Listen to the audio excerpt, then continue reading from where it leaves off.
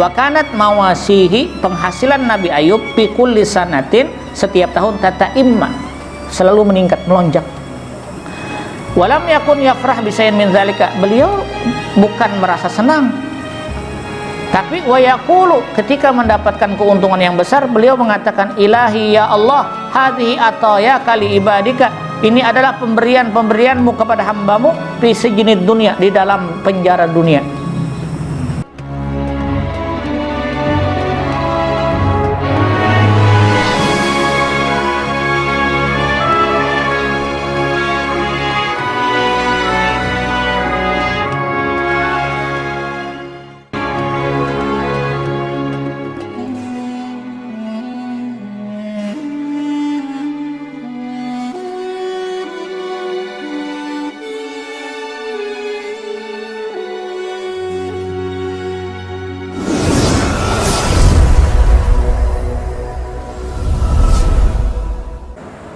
Bismillahirrahmanirrahim.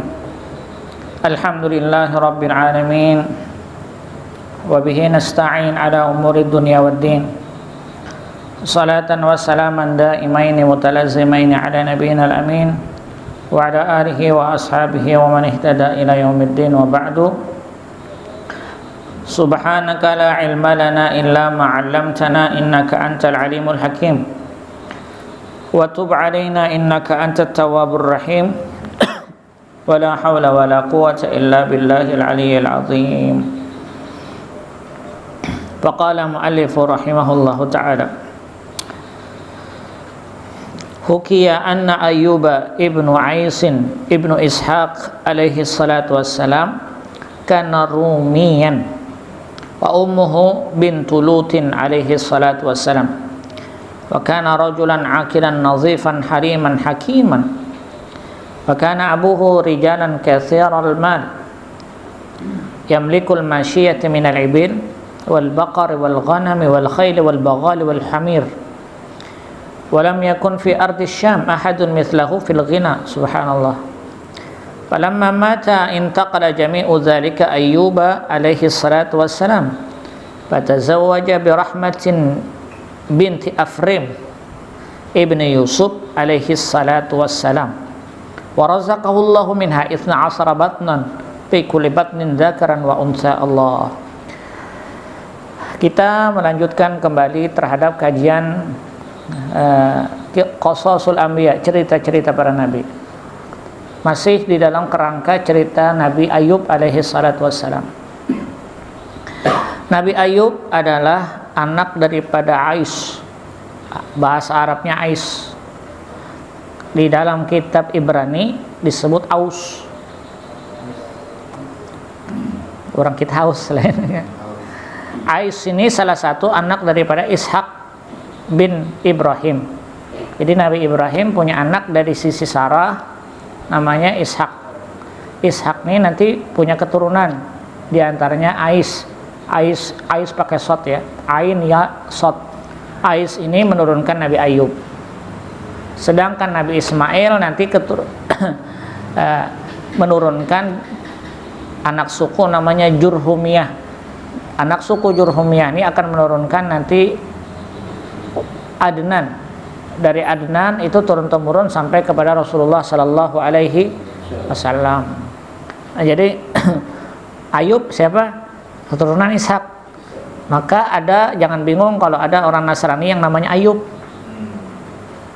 karena Ayub itu ada di dalam kitab perjanjian, baik di dalam Tanakh namanya. Tanakh itu bahasa Ibrani malah. Tanakh itu salah satu bentuk kitab perjanjian, kitab dari pecahan Talmud. Jadi orang Yahudi punya Talmudnya. Nah, di dalam Talmud itu ada pulang anggaran kitabnya halus, sahifah kalau bahasa kitanya, namanya Tanakh. Dalam Tanakh itu ada risalah Nabi Ayub. Kita Quran sebiji aja kalau lah dijabarkan oleh Rasulullah. Ah, itu hebatnya. Buahnya itu sebenarnya dari tatanan perjanjian lama, perjanjian baru, Barnabas itu sudah berselisih. Jadi kalau dibawa berdebat sudah kalah. tidak ada peluang untuk didebatkan sebenarnya, karena belum masuk perdebatan sudah kalah. Berdasarkan apa? Hujahnya, dalil atau referensi yang digunakan itu sudah kada asli, jadi kada asli lagi. Maka kayak apapun anunya pasti kalah, Pak. Surah Al-Baqarah menyatakan, ya'rifunahu kama ya'rifuna abna'ahum. Orang-orang Nasrani itu menceritakan tentang Nabi Muhammad, sebenarnya mereka lebih tahu, seperti orang tua tahu sekali dia dengan karakter anaknya. Maka tetapi mereka tidak mau menceritakannya. Nah, cukup Ayub, Nabi Ayub, keturunan dari Nabi Ishak.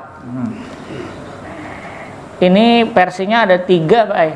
Jadi makam Nabi Ayub itu ada 3.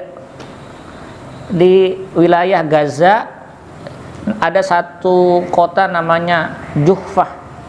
Di wilayah selatan Gaza itu ada makamnya Nabi Ayub. Di situ tempat Nabi Ayub dulu pernah mandi, diyakini mereka. Di Sam ada juga, tapi hancur di bom ISIS. Di Oman, di Muscat ada juga. Jadi andai kata Nabi Ayub berjalanan ke Handil Bakti ini, sama ada juga kan. Nah, sudah. Wa kana rummiyan wa ummuhu bintu Lut alaihi salatu wassalam. Adapun ibunya, kalau tadi kan bapaknya ya, Ayub bin Ais. Kalau dari segi ibu, beliau bini Sidin, Mama Sidin itu adalah anak daripada Nabi Lut alaihi salatu wassalam. Lut punya anak, tidak disebut nama anak beliau di sini, anak perempuan, maksudnya ibunya. Tidak disebut di sini. Wakana maksud ulun kada disebut nih, berarti ada banyak versi berarti nama itu. Wakana rajulan akilan nadhifan haliman hakiman. Ayub adalah seorang laki-laki yang cerdas, yang bersih, apa bahasa kitanya sekarang? Fashionable kah? Anunya, bawaannya bagus, orangnya apa namanya, bagus tadi, nyaman dipandang. Halim rendah hati, hakiman bijaksana. Jadi apa bahasanya, perfeksionis kayak orang ini, sempurna benar, bungas, cerdas, sugih nanti kayak anunya. Wa kana abuhu rijalan katsiran almal. Ayahanda beliau Ais ini orang yang terpandang di kampung itu karena memiliki kekayaan yang berlimpah. Yamlikul masyiyata minal ibil, memiliki lembah yang berisikan di dalamnya unta. Sekampungan tuh ampun sidinnya anunya, apa ngarannya, untanya. Wal baqar, sapi punya. Jadi Nabi Ayub itu bapaknya kaya sekali, unta punya, intinya punya peternakan. Pak, kita tuh punya pasung di belakang tuh ganal. Kalau bubuhan pian anak berusaha menggemukkan sapi, bisa di belakang jual, karena persyaratan itu ada. Nah, Nabi Ayub ini saudagar, punya harta berlimpah, punya unta, punya sapi, kambing. Wal khail, beliau hebat berkuda. Khail itu kuda. Wal begal, begal ini seperti domba lah. Wal humair, keledai juga punya. Jadi semua jenis binatang ternak beliau punya. Walam yakun fi ardi Syam mahadun mislahu fil ghina. Di tanah Syam, nah berarti di sini rujukannya Imam An-Naisabur lebih condong bahwa Nabi Ayub itu kehidupannya di antara Palestina dengan Aman, Jordania. Kehidupannya berarti wilayah Syam, Pak, tidak sampai ke Oman. Karena sebagian versi kalau pian cek di internet, mana makam Nabi Ayub muncul nanti di Oman, Muscat. Versinya sebenarnya berselisih pendapat. Jadi kalau pian mau berkunjung ke negara-negara itu, kalau tulisannya makom itu masih belum sepakat para ulama ada jasad atau kada di dalam tanahnya itu. Karena makom bisa jadi berarti tempat makom, tempat beliau bermukim. Ada satu histori sejarah di situ. Tapi kalau makbarah tuh al-kubru, kubur. Makbarah berarti ada jasad di dalamnya. Contoh makam Nabi Ibrahim di Mekah di sampingnya itu tidak ada jasad, tetapi di situ telapak batis sidin. Itu namanya makom. Makom asal kata qama yaqumu, qauman, berdiri atau bertempat tinggal. Aqama yuqimu iqamatan, mukiman, orang yang bertinggal. Nah, itu bedanya. Maka selisih kalau kita memandang ini bermukim kan. Mukim itu maksudnya makom, di tempat situ ada.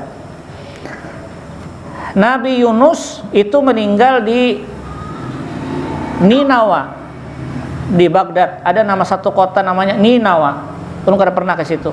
Tapi ketika kita datang ke Palestina di daerah Hebron ada nama satu kota namanya Khalkhul. Di situ banyak peninggalan Nabi Yunus ketika terlempar dari perut ikan. Kalau kita berziarah ke tempat itu, ke makamnya seperti kuburan, Pak. Padahal di situ Nabi Yunus tempat tidur beliau, dapur sidin. Nah, maka orang salah pandangan biasanya, salah persepsi ketika berbicara. Nah, sudah. Jadi Nabi Ayub nih orang sugih. Tidak ada orang yang menandingi dalam kekayaan dengan Nabi Ayub. Pak. Jadi kalau Nabi Sulaiman kaya, Nabi Ayub juga kaya di zamannya. Maka kalau ada orang Nasrani, biasanya ada nama Ayub, rasanya ada dokter Ayub, Pak. Nasrani itu. Muslim tidak? Seingatun non Muslim. Non Muslim. Dokter kandungan sih. Nah, itu non Muslim. Karena Ayub itu hal yang biasa, Pak. Ini pandangan supaya lebih orang tua wawasannya terbuka bahwa sebenarnya perubahan di dalam akidah, keyakinan itu dihancurkan, dihabiskan setelah diutusnya Rasulullah sallallahu alaihi wasallam. Jadi Nabi itu datang untuk membujurakan penyelewengan yang telah dilakukan oleh orang-orang terdahulu. Di amandemen kan. Nah, dibujurakan Rasul. Cuma sebagian memang ada kepentingannya.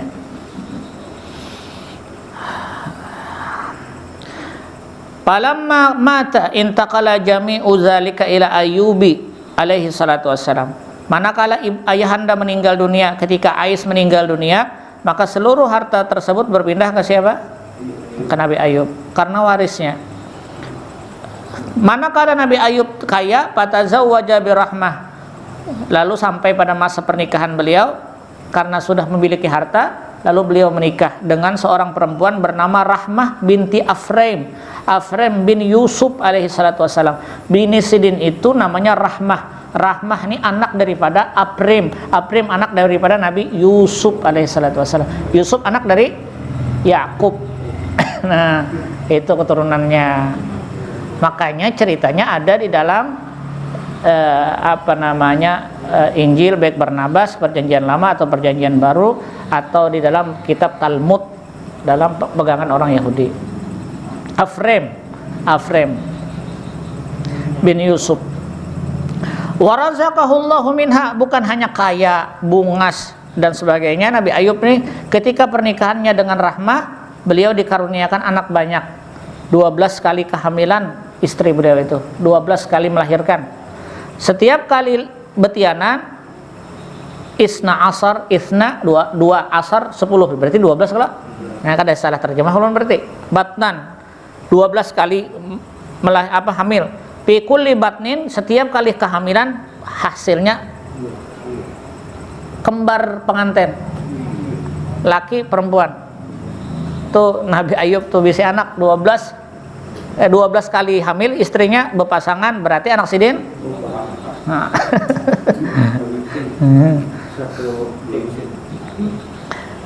Ini kau main bola. Summa ba'athahu Allah Ta'ala ila qaumi. Manakala dalam kondisi mapan seperti ini, anak punya banyak, kemudian harta banyak, Di situ lalu turun risalah bahwa beliau diangkat menjadi seorang nabi. Jadi diangkatnya seorang rasul atau seorang nabi itu ada mandatnya, baik. Tidak bisa sembarangan. Disitulah sebagian para alim ulama biasanya tidak berani menyampaikan ilmu yang disampaikan kecuali ada mandat. Paham maksudnya, Pak? Semua orang bisa menyampaikan dakwah itu, tapi ada mandat yang memang itu menjadi beban karena ada di dalamnya visi dan misi. Ya, ketika coba contoh real, guru sekumpul meninggal, tidak ada murid yang ditunjuk,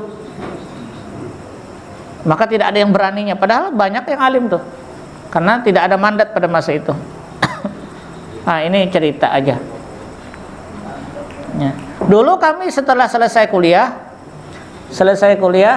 waktu selesai kuliah itu dapat mandat dari masing-masing syekh.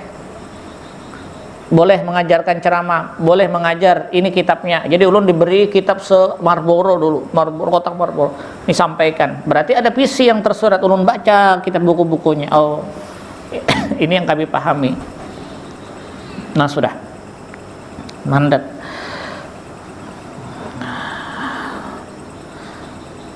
Sampai mana tadi? Wahum ahlul hauran wati.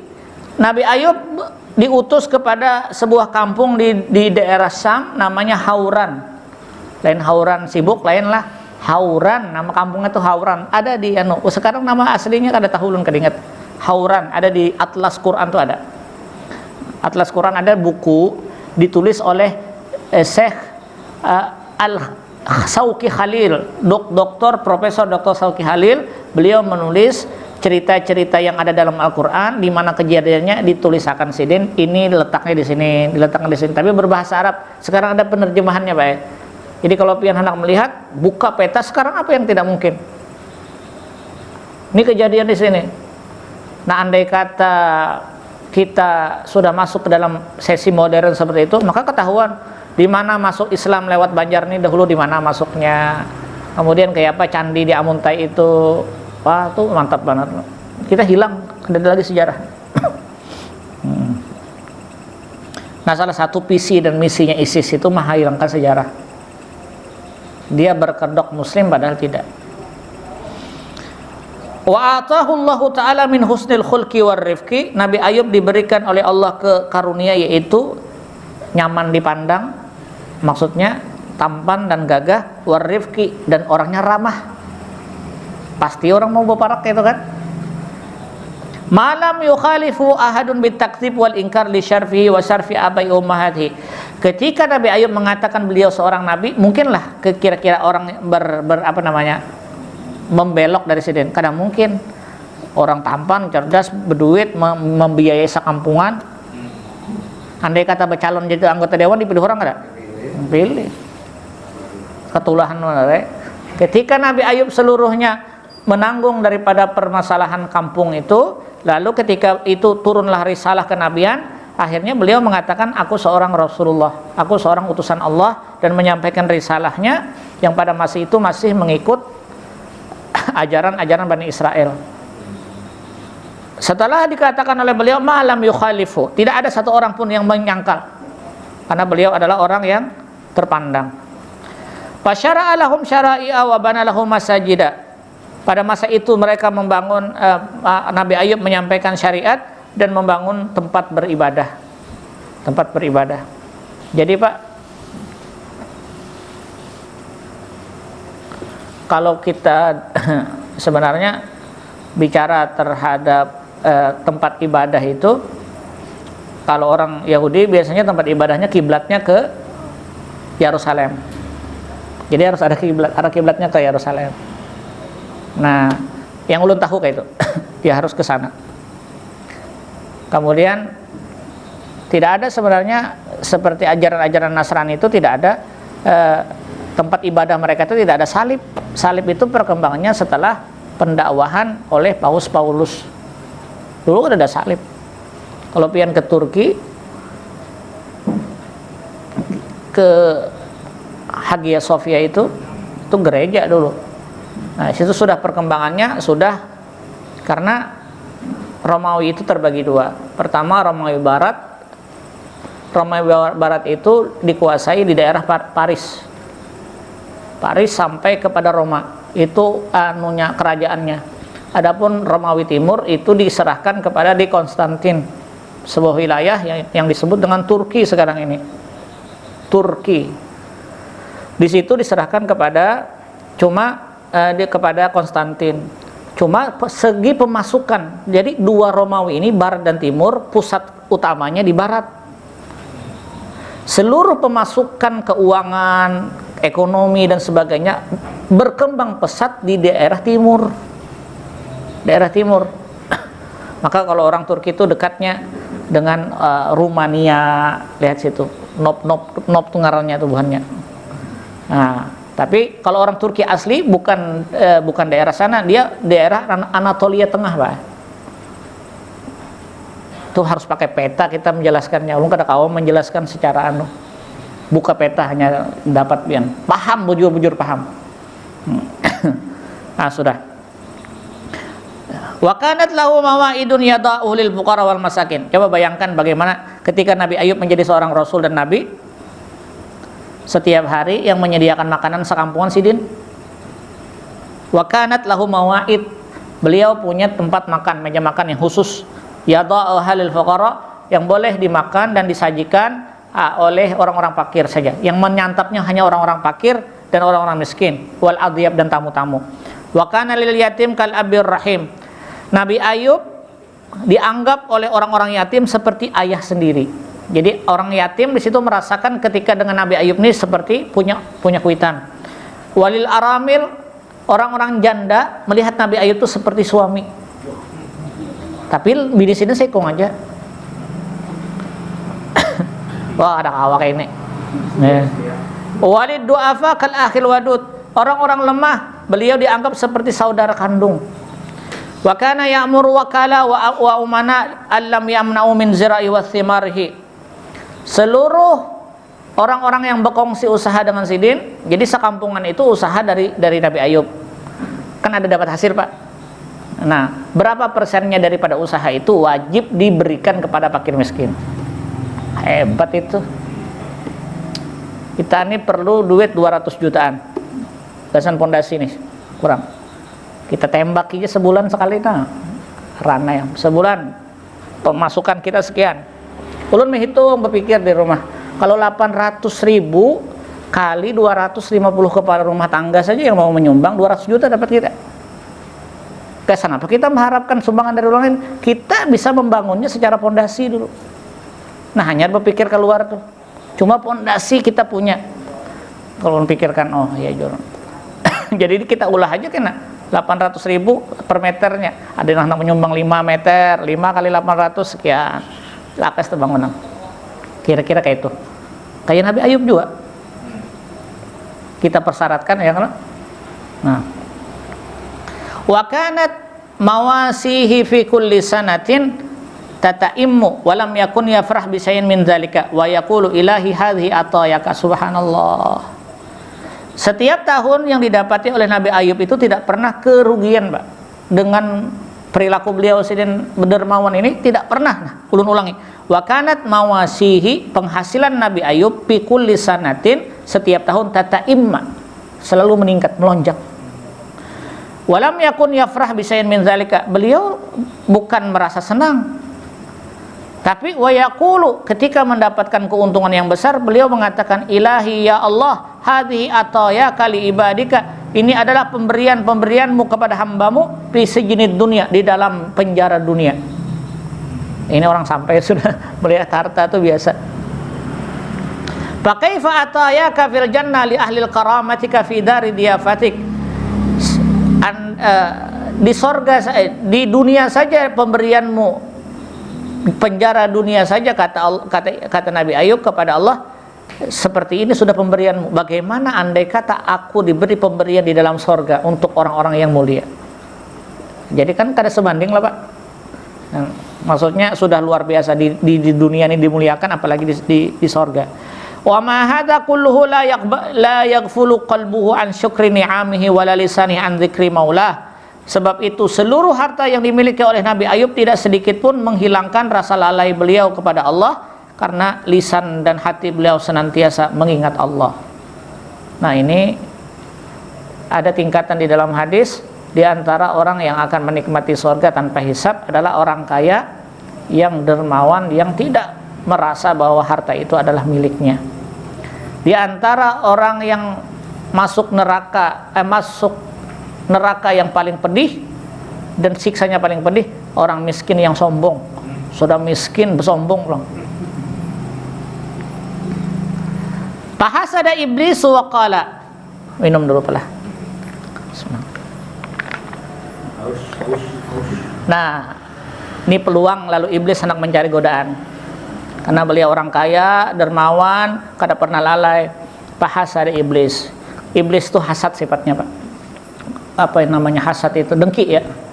Karena dengki itu ada 3 tingkatan menurut Imam Al-Ghazali. Yang paling tinggi adalah dengki itu nikmat yang diberikan kepada orang lain itu kayak apa supaya hilang dan kita rampas.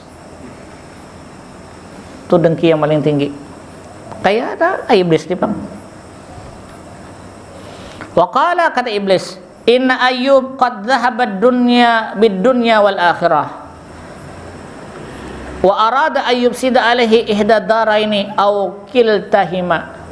Kata iblis di dalam curhatan sendirinya, menggerunum iblis nih. Ayub nih rupanya dapat keistimewaan di dunia sugih, di akhirat cager nyaman. Ujar iblis, wa arada Ayyub sida alaihi ihda darain. Aku harus hancurkan di antara dua nih. Atau keduanya hilang. Kan kayak itu kalau orang hasad, Pak. Ini cerita ini mencari sebab. Bujur kadanya Allahu a'lam. Ini cerita riwayat berdasarkan riwayat. Nah, sudah. Pokoknya iblis kada senang kalau antara dunia kita itu bagus. Dunia akhirat bagus, wah hasad sekali iblis. Di antaranya harus hilang. Nah, itu sifat iblis.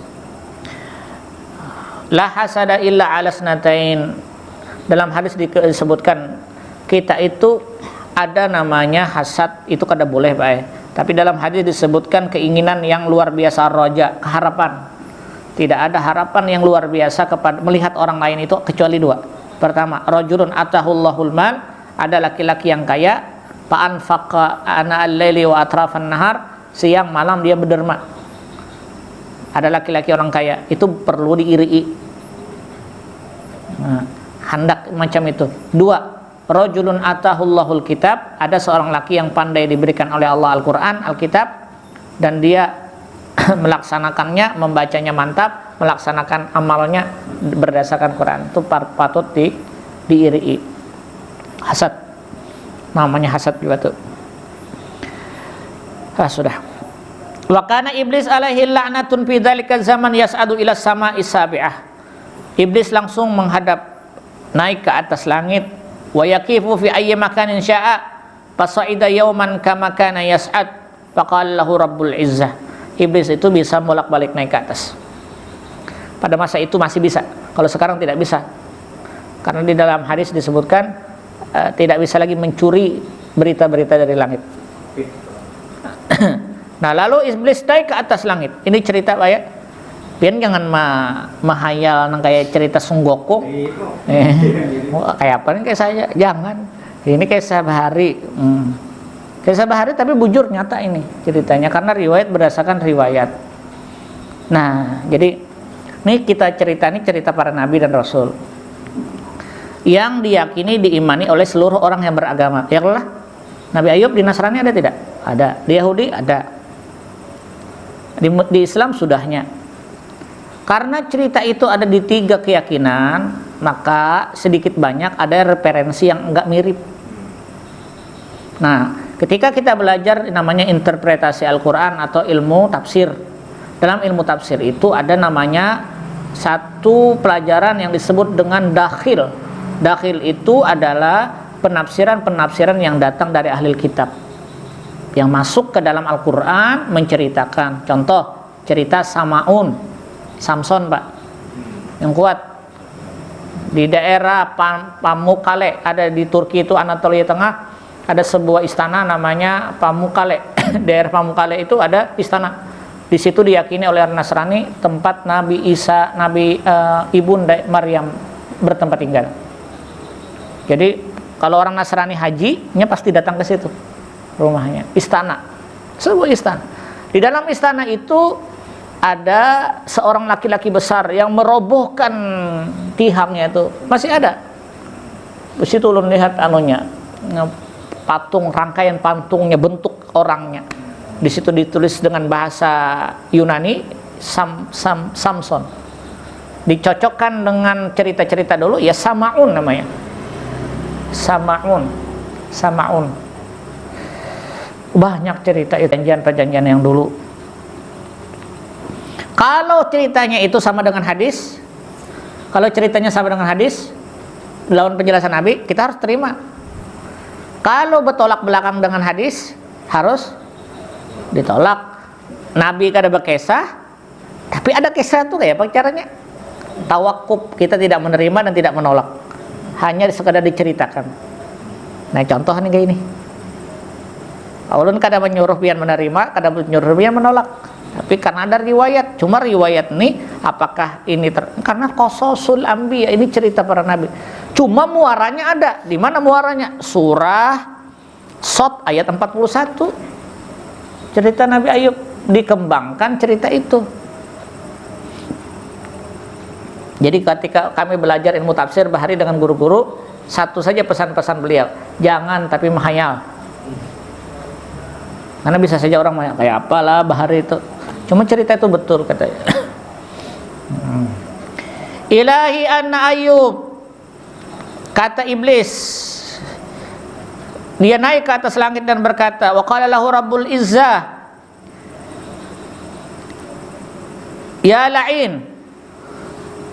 Iblis melapor kepada Allah agar bisa menggoda Ayub. Tidak terima, pokoknya ada menerima. Kenapa? Ayub ini beruntung dua-duanya, sedangkan aku sudah dilaknat, disiksa pulang kena. Jadi dia tidak terima. Ilahi inna Ayyuba ya'buduk. Qala lahu rabbul izzah. Lalu Allah berfirman kepada iblis, menjawab permintaan iblis, ya la'in, wahai orang yang kulaknat, kaifa ra'aita 'abdi Ayyub, bagaimana pendapatmu dengan Ayub? Jadi dialog iblis dengan Allah. Wa hal nilta minhu syai'an, bisakah engkau menggodanya? Coba kamu goda bang ini. Silahkan, kata Allah, kau goda saja. Faqala ilahi, iblis menjawab, ya Tuhanku, inna Ayyub ya'budak li'annahu a'taitahu si'atan fid dunya wal afiyah. Ya Allah, Ayub itu dia taat kepada engkau sebab karena ada dua perkara. Pertama dia sehat, yang kedua dia banyak harta. Makanya nyaman beribadah. Kan dua saja Pak, orang di dunia ini mencari tiga kalau betul. Sebagaimana yang pian minta tiap subuh. Allahumma inna nas'aluka ilman nafi'a wa rizqan thayyiba wa amalan mutaqabbala. Itu doa Ummu Salamah setiap subuh. Ya Allah, minta ilmu yang bermanfaat. Ilmu bermanfaat nanti hasilnya kepada kecerdasan, keafiatan dan sebagainya. Dua, selain ilmu yang bermanfaat, rizqan thayyiba, rezeki yang berlimpah, yang baik. Wa amalan salihah, dan amal yang saleh. Nabi Ayub itu kata iblis, ketika aku menggoda tidak berhasil. Kenapa? Karena a'taitahu, engkau berikan ya Allah kepadanya se'atan fid dunya, keluasan harta, wal afiyah, dia sehat. Coba kena garing. Nah, itu ceritanya. Walaula dzalika lam ya'budka, andai kata engkau tidak memberikan karunia kepada Nabi Ayub itu keluasan rezeki dan tidak memberikannya kepada kesehatan, pasti kada mau beribadah. Jadi ada kategori yang ditempalak Tuhan karena amunnya kita beralasan kenapa kada mau beribadah, ulun miskin ya Allah. Nah, itu ada kategorinya. Itu sama perkataan iblis dulu. Nah, sudah. Bahwa Abdul Afiyah, sehingga aku mengatakan bahwa Ayub itu adalah hamba yang sehat. Faqala Allah Ta'ala, Allah menjawab kepada iblis, kadzabta fa inni a'lam annahu ya'buduni wa yashkuruli. Wahai iblis, engkau berdusta kepada aku. Tidak ada Ayub itu karena dia sehat atau karena dia kaya. karena dia beribadah kepadaku, karena dia tahu annahu ya'buduni wa yashkuruli, dia beribadah kepadaku karena dia mengenal aku dan bersyukur kepadaku. Nah, itu faktornya.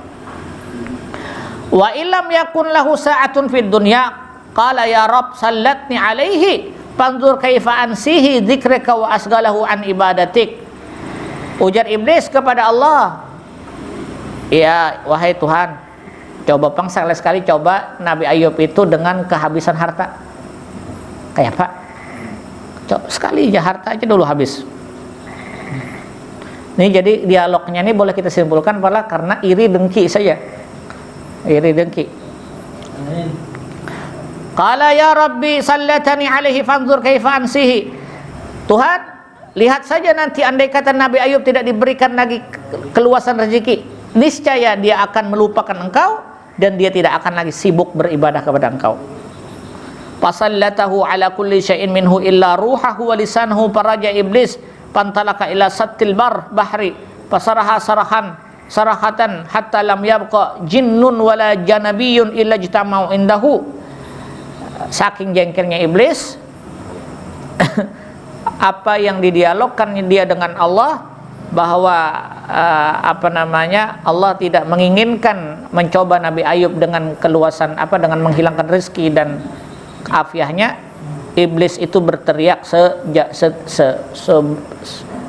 setinggi-tingginya. Wa qalu ma asabaka ya sayyiduna, lalu dikumpulkanlah seluruh daripada anak buah iblis. Iblis itu komandannya Pak. Di bawahnya ada namanya setan, jin. Jadi jin itu adalah bagian daripada setan sebenarnya. Jadi kalau ada pengobatan minta tolong dengan jin sama dengan iblis, karena itu anak buahnya semua. Kana minal jinni fa baca surah Al-Kahfi. Kana minal jinni fa fasaka an amri rabbih. Ketika Allah bercerita tentang Nabi Adam, lalu bercerita bahwa yang menggodanya adalah iblis. Kana minal jinni, dikatakan iblis itu diantara golongannya adalah jin. Papasaka'an amri rabbih, lalu dia berbuat fasik terhadap perkara Tuhan, perintah Tuhan. Menurut Imam Jamakhsyari Al-Kasyaf, tafsir Al-Kasyaf mengatakan disebut dengan jin janna yajunnu jununan karena dia tidak nampak di mata kita. Kada kelihatan jin itu karena tertutup, Pak. Arti jin secara bahasa tertutup karena kita tidak bisa melihatnya. Jadi istilah ulun kalau jin itu seperti air yang di dalamnya ada kehidupan. Iwak di dalam banyu kalau melacung bisa hidup tidak? Kada kawa kecuali buaya. Nah, jadi iwak yang hidup dalam air ketika keluar daripada air itu bisa hidup tidak? Dia tidak bertahan lama. Kondisi jin itu bisa menggoda manusia, bisa masuk, bisa merasuki, tapi ada waktunya. Nya kada kawa lawas, kada kawa 24 jam. Ada masanya keluar. Karena dia sudah masuk ke alam yang lain. Nah, itu contohnya. Maka di dalam syariat kita ada istilah ruqyah, pengusiran. Wa qalu ma asabaka ya sayyiduna qala, ketika dikumpulkan jin dan anak buahnya, mereka berkata kepada iblis, tuanku, apa yang terjadi? Qad wajadta fursatan ma wajadtu mithlaha mundu akhrajtu Adam minal jannah fa'inuni alal Ayub. Aku tidak pernah mendapatkan seperti ini, godaan, maksudnya tidak pernah mendapatkan tantangan seperti ini. Aku berhasil mengeluarkan Adam dari sorga, sekarang aku ingin bagaimana Ayub itu tersungkur di hadapanku. Jadi godaannya besar, Pak. Pantasiru masru'in wa ahraku wa ahlaku kullamalin li Ayub.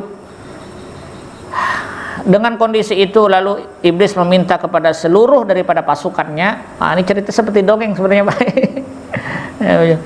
Lalu dikumpulkanlah anak buahnya iblis, wa ahraku wa ahlaku kullamalin. Mereka diperintahkan bagaimana bisa membakar dan menghancurkan harta Nabi Ayub. Pokoknya uji iblis, aku hendak hartanya habis dulu. Kayak apakah caranya? Fansarafa iblis ila Ayub alaihi salatu wassalam wa huwa qa'imun yusalli fil masjid. Ketika iblis mendapati Nabi Ayub, pasti datang itu bertemu dengan Nabi Ayub sedang sujud kepada Allah. Jadi orangnya ahli ibadah. Nah, iya dah pas sujud nih sama Isa. Dikit lagi nah. Faqala ata'budu rabbaka fi darrika Lalu ketika Nabi Ayub sedang salat, sedang sujud, waqad arsala naran minas sama, sedang sujud nih Pak, dan sedang salat. Karena itu gerakan salat itu sudah ada pada masa nabi-nabi terdahulu. Jadi Isra Mi'raj itu apa fungsinya? Menetapkan 5 waktu salat. Kalau gerakannya sudah ada pada sebelumnya. Ketika Nabi Ayub salat di hadapan Allah di rumahnya, datang iblis. Faqala ata'budu rabbaka fi darrika. Ayub, andai kata engkau diberikan mudarat, kira-kira tetap ibadahlah. Itu kata iblis kepada Ayub. Waqad arsala naran minas sama ala jami'i amwalika hatta sarat ramada. Aku meminta kepada seluruh daripada pasukanku agar mengirimkan api dari atas langit untuk membakar seluruh hartamu. Jadi permintaan daripada iblis. Falam yukallimuhu hatta faza'a minas salat. Ketika Nabi Ayub sujud kepada Allah, iblis ini berucau aja. Nah, pepender. Nabi Ayub sedang sujud waktu itu. Selesai beliau salat, summa qama. Falam yukallimuhu. Nabi Ayub kada diharani sidin. Jadi Nabi Ayub kada mengherani iblis, tuntung sujud, berdiri lagi salat. Kayak apa orang kada diherani, Pak? Summa qala, selesai daripada sembahyang, Nabi Ayub mengatakan alhamdulillahilladzi a'tani summa akhadha minni. Andai kata itu terjadi, kata Nabi Ayub, aku bersyukur kepada Allah karena Dia yang memberikan dan Dia yang mengambil. Kada ada lagi tanggung jawabku. Kada sakit hatinya. Summa qama wa syara'a fi salati. Kemudian beliau berdiri dan salat lagi. Fansarafa iblis khaiban dzalilan nadiman li fi'li. Iblis nih bahasa kasarnya apa? Kurang ajar nih ini. Sudah aku coba sekali jawabannya kayak itu. Tidak sesuai dengan harapan. Wa kana li Ayub alaihi salatu wasallam 14 waladan. Thamaniyata banin wa sitta banat wa kanu yataghaddawna kulla yaumin. Pak, yang ulun sebutkan tadi, yang sebelumnya tadi 24 tadi hasil kelahiran tuh hasil setelahnya nanti. Paham maksudnya? Nanti Nabi Ayub tuh punya anak 24 pasang. Sepasang 12, 24. Nah, sebelumnya Nabi Ayub punya 14 anak. 14 anak ini arba'ata asara waladan, samaniyata banin wa sitta banat. 8 orang laki-laki dan 6 orang perempuan. Wa kanu yataghaddawna kulla yaumin fi manzil akhilahum. Nabi Ayub nih setiap anak yang dilahirkan tuh diulahkan di rumah, sehingga ada kakak tertua. Nah, dengan kakak tertua ini semua anak Nabi Ayub ini akur karena dia kelahiran. Coba bayangkan Pak, bisa anak akur kayak Pak. Lalu berkumpullah anak-anak Nabi Ayub ini di rumah kakak paling tuhannya. Wa kanu yawma idzin fi manzili akhihimul akbar wa ismuhum Harmal. Nama anak Nabi Ayub yang pertama namanya Harmal. Harmal. Catat dulu nah. Karena kada ingat. Harmal. Harmal ini karena lain bahasa Arab. Kalau ulun salah baca bisa dicek, nanti ada sebuah kamus namanya kamus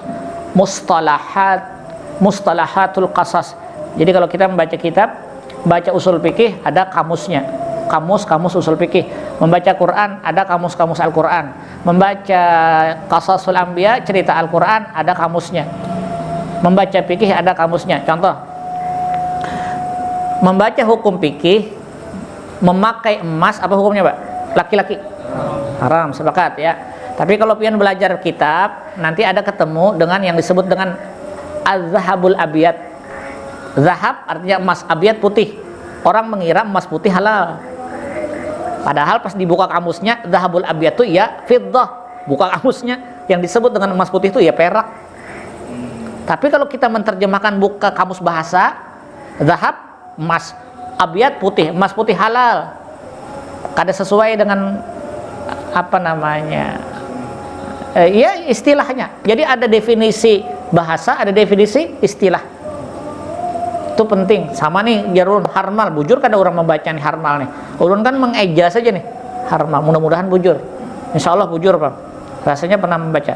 Fastama'ati syayatin wa ahatu bil baitin wa tarahu ala auladin Ayub alaihi salatu wasalam pamatukulhum ala khawanin wahid. Ketika mereka berkumpul di satu rumah itu, setan iblis berkumpul di tempat itu dan dibakar rumah tersebut. Jadi yang tukang cucul adalah iblis dan pasukan-pasukannya. Dicucur rumah itu Pak, jadi mati terpanggang sebertaan. 14 anak Nabi Ayub meninggal secara bersamaan minhum min luqmatin fi famihi wa minhum min akasi fi yadihi. Ada yang memegang makanan waktu hendak menyuap, ada yang hendak minum, semua mati dalam satu ketika. Summan talaka Ayub wa huwa qaimun yusalli. Datang iblis kepada Nabi Ayub. Ayub, anaknya mati sebenarnya. Faqala ata'budu rabbaka wa qad taraha ala auladika bait. Jar iblis, Ayub, masih lagi kamu ibadah anak kamu aja sudah dimatii oleh Allah. Artinya kadang ibadahmu itu tidak manfaatkan. Kadang kita kayak itu pala. Asa sembahyang ini kada pernah tertinggal soalnya, tapi rezeki sakit banana. Pernah kada kita merasa kayak itu? Ada, manusiawi itu.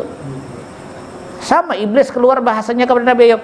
Ikam beribadah sembahyang asik-asiknya, anak ikam matian bertaan.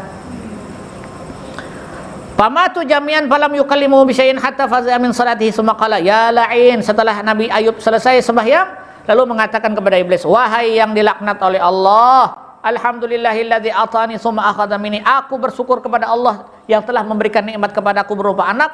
Sekarang aku telah lepas daripada amanah tersebut karena anakku sudah diambil oleh Allah. Itu jawaban Nabi Ayub. Jadi kalah pulang iblis nih. Fal amwal wal aulad fitnatun lirrijali wan nisa. Karena harta dan anak-anak semuanya fitnah kepada laki-laki dan perempuan. Fa akhadha minni li afraga li ibadati rabbi. Kira-kira kata Nabi Ayub, anak dan harta itu andai kata diambil semuanya dari Allah, supaya Allah tuh hendak aku senantiasa beribadah kepadanya. Itu jawaban Nabi Ayub. Padahal kehendak Nabi, kehendak iblis, amunya dicucul, ampih beribadah. Nah, Allahu a'lam. Sampai di situ dulu. Karena kita lanjutkan di pertemuan akan datang cerita Nabi Ayub masih. Ini baca betarus Bang Pak, ajakannya disingkat-singkat, tak kasih tuntung. Cuma ulun kada hendak menyingkat-singkat narami kisahnya. Kayak dikisahkan, mudah-mudahan pian ketika dikisahkan ini kada guring.